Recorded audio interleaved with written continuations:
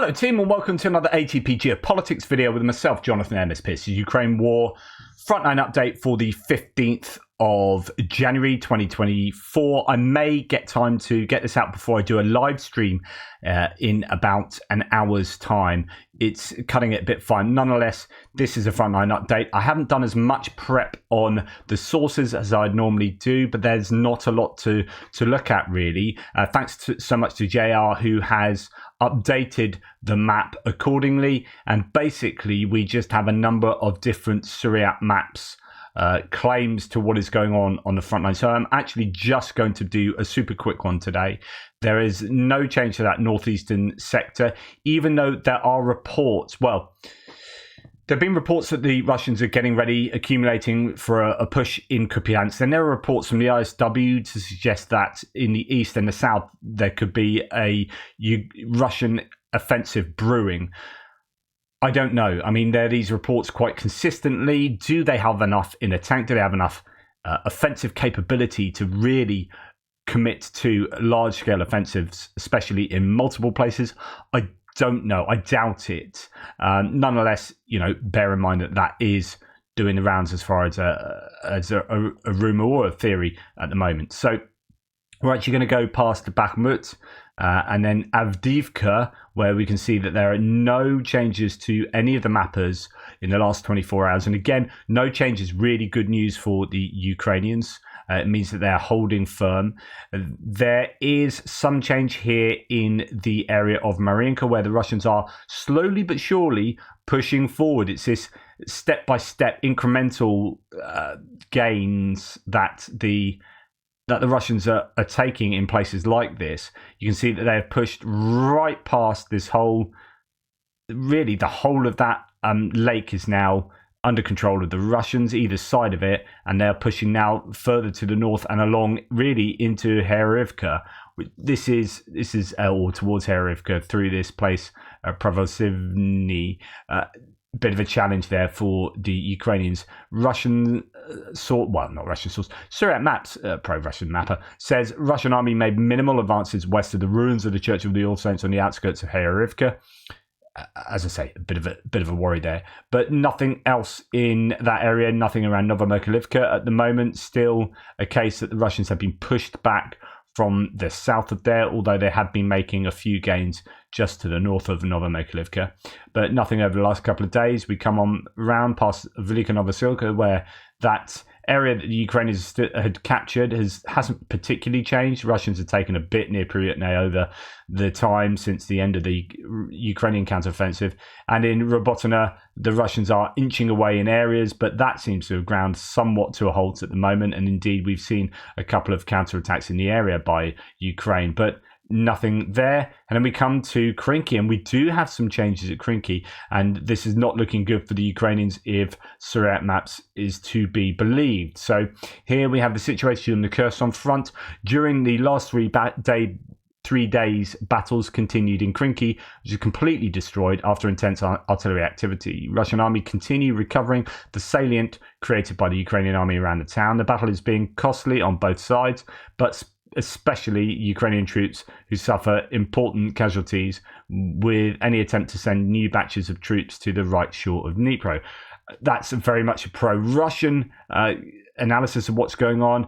Pro-Ukrainian analysis would be actually the very few, relatively speaking, Ukrainians who are in this area, 200 to 300 soldiers, are attracting and fixing the Russian soldiers and equipment in the area and are treating the Russians at an incredibly high level.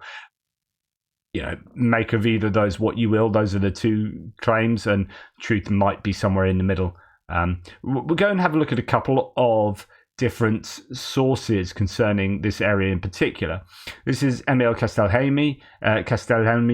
Ukrainian operations on the eastern bank of the Dnipro River in the village of Krynky have been ongoing since October 2023. In this thread, I'll analyse the current situation and the future of the bridgehead in Krynky. The thread includes high-resolution satellite images. A brief timeline of the events in the Dnipro River Delta since the liberation of Kherson. The river war has been a long process, often conducted in challenging conditions. However, it is not generally being discussed as much in the media as some other sectors. So if you want to pause the video, you can see basically the timeline there. What initially happened, if you remember, is that they got a bridgehead over the Dnipro at the Antonivsky Bridge area. Just up here, you've got a railway bridge. A road bridge and a railway bridge up here, and they moved across here into this area, got absolutely pummeled by Russian aviation, but still managed to maintain a bridgehead. Couldn't really take the bridgehead much further, because as soon as you get further to the south, you have kind of swamp lands, rivers and whatnot, and this one road. And if you try and move along this road, you are sitting targets for the Russians and their artillery, so it just get hammered. Likewise for the Russians, actually. So Russians were taken out as they tried to move vehicles up this road. So then it became a bit of a stasis. Ukrainians hiding under the bridge and in other areas there, but the Russians trying to hit them with their, as I say, artillery and aviation. So that kind of stayed, well, it pretty much appears to be the same now as it was then. Then there were these claims of a bridgehead at Kozachi-Lahiri, Cossack camp, and then that petered out, and then there were later claims of this bridgehead here at Pidstepny. We haven't really heard anything about this since then, but it still appears on the maps as a grey zone there where the Russians do not control that area. So that could still be a thing. And then at the same time, really, as that Pidstepny attack, there was this one into Krynky that has maintained ever since. Anyway, just to continue, in the village of Krynky, Ukrainian forces have been fighting a difficult battle for a prolonged time. The area controlled by Ukraine is small and natural cover is very limited. There is a forest next to the village, but it seems the Ukrainians have not advanced far into it. So they had, at different times, the Russians were pushed back to sort of this area, as according to the mappers previously, particularly actually Syriac maps had the Russians pushed back to there, and then they inched their way back forward, retaking territory. Russians have been using artillery, rocket launcher systems and aerial bombs against the Ukrainian positions in the village. The infrastructure has suffered significant damage and the ground is full of craters. We can see an example of that in this picture. So that is, what's left of these kind of areas here, I would have thought, particularly those more dacha areas of the smaller houses and not the industrial units. That seems to be what these pictures show, but who knows? I mean, goodness me, it's fairly moonscape. The large aerial bomb craters may act as an indicator of the width of the permanent Ukrainian presence in the village. They are found along a distance of about 2,400 meters, mostly near the first row of houses. This also correlates with recent geolocated material from the area. So you can see those dacha kind of buildings, the more suburban buildings, and then you've got the larger warehouses and industrial units along here that appear to be just completely destroyed, non-existent at the moment by the looks of it. The riverbanks have also been actively bombed and the craters quickly fill with water. The main supply route is most likely the Konka River, where Russia, of course, tries to monitor all larger Ukrainian movements and prevent logistics from working. So these craters indicate almost certainly aviation dropped bombs, the FAB 500s and whatnot. So talking about the Konka River being the main source of logistics activity rather than the main Dnipro River. Obviously, there's quite a distance from the main river to where the Ukrainians are. That's 1.6 kilometers there, but you have to cross the Konka River anyway. So the Konka River may be the source of where Ukrainians are getting their stuff. However, or the route as to where they're getting their stuff. However, the Russians will be able to hit that fairly easily. You would think that there's a fight for aerial drone superiority in this area. The Ukrainians, I think, have had the advantage in terms of electronic warfare and drones, as according to most sources, but that's not going to be all the time. There'll be moments where the Russians sort of get some kind of, I guess, an advantage for a short while or something like that, and they will hit Ukrainian boats. And we have seen plenty of boats listed on Andrew Perpetua's loss sheets over the recent week. The entire village is not under Ukrainian control. At the moment, it seems that Ukraine is largely focused on holding on to what it has achieved instead of attempting to gain full control. Ukrainian officials have also recognized the difficulties of the operation. Over the course of the months, Russia had built fortifications in Krynky in 2 ranks, right next to the river and closer to the forest. Some of these have been captured by Ukraine. Russia has also seems to have dug new positions on the east side of the village during the battle. So we seem to have a new Russian trench line there, as according to good resolution satellite imagery, but all old Russian trenches would appear to be occupied by the Ukrainians, at least in this central area. The Russians are probably very well built into this part, and that's a problem. The longer these things take to execute, as you know, the longer it takes for the Ukrainians to expand their bridgehead, the more the Russians are able to dig in. It's like looking at the counteroffensive as a whole, right? Where we talked about this, about, well, do the Ukrainians attack early when the Ukrainians are less prepared, but it means the Russians are less prepared? Or do the Ukrainians get more prepared, but it means the Russians can then dig in and fortify, and it becomes even harder? And I think this is kind of what's probably been happening in Krynky, where the Russians have been losing an awful lot of equipment, but they would have been digging in fairly successfully. You would have thought in all of these areas where the Ukrainians aren't, which is pretty much everywhere, right? Anyway, to continue, Russians have launched multiple counterattacks against the bridgehead. Against the bridgehead. Videos suggest that they do not attempt larger coordinated assaults, but instead repeatedly send small detachments against Ukrainian positions, often from the same directions, with no significant results. So it's been really grinding, really attritional for the Russians. Here we can see part of the Russian losses. Various vehicles and a tank were destroyed or abandoned over the course of weeks. Advancing along this road has not brought success, but the Russians still seem to think it's a militarily reasonable avenue of approach.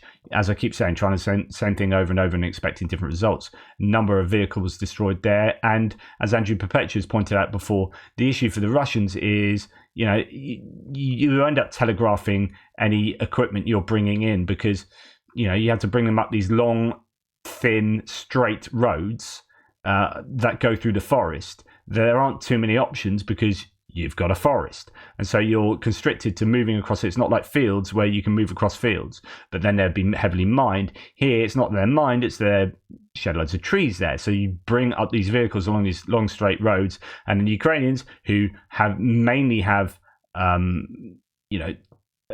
superiority in terms of drones in the air and electronic warfare, etc., will hit those Russian vehicles more often than not. And it ends up looking a little bit like that, but everywhere.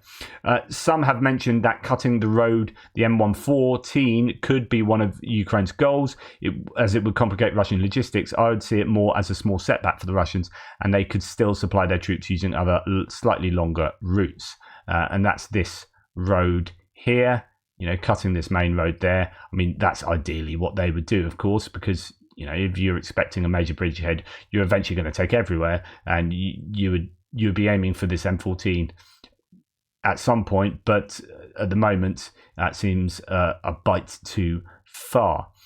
From the satellite images, we can see that Russia is also prepared to defend the area beyond Krynky, including the M14. Even half a kilometre long stretch can be seen among other defensive positions. So along that road, some fairly substantial trenches built there. Ukrainian efforts have been mostly focused on lighter infantry operations. No heavier Ukrainian equipment has been seen in Krynky, as a mechanized offensive would require bridges over the Dnipro River, or at least a larger Ukrainian-controlled bridgehead.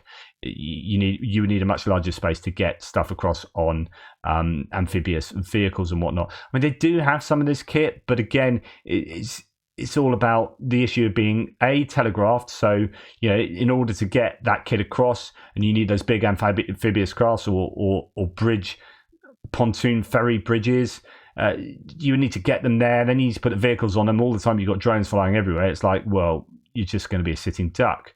It's really difficult to get that stuff across. But then the issue is, once you get it across, it's actually getting it up the bank. You need the right area of bank to be able to get your equipment up. And then you need not boggy river delta ground to get your stuff over to Krynky. Really, what you'd prefer is, you know, something like over here, where you get your stuff across the river and then you get onto a bank, and then there you are. You're on normal ground, right? This would be much, scare quotes, easier, but actually it's not easier, because you're really telegraphing, again, your actions right across the river and you can be easily seen. You're not so easily seen here because the Russians don't control, this is grey zone, all this delta area. And so you're kind of protected visually from getting your stuff across the Dnipro River. But the problem is you are then not in ideal terrain to maneuver, etc., etc. Bringing mechanized units over the river and supplying them would eventually become a difficult task, as Ukraine would lack air and fire superiority, especially when Russia would decide to shift its focus more decisively to the area due to increased Ukrainian activity. The end goal of Ukraine is unclear. At the moment, they're able to tie certain Russian forces to the area, and they have conducted successful artillery and drone strikes against targets deep into the rear. Russian losses here are significantly higher than the Ukrainian losses. Still, the fight consumes and ties Ukrainian resources as well. Fighting an attritional battle in a location like Krynky is difficult, and some reports and interviews indicate that even though Ukraine isn't losing a large amount of equipment, it's continually losing men. When looking at the exchange ratio, it's a good question whether keeping Ukrainians in the ruins in Krynky is absolutely beneficial for Ukraine. Could it still be possible to cause a decent level of damage to the Russians without the arduous bridgehead?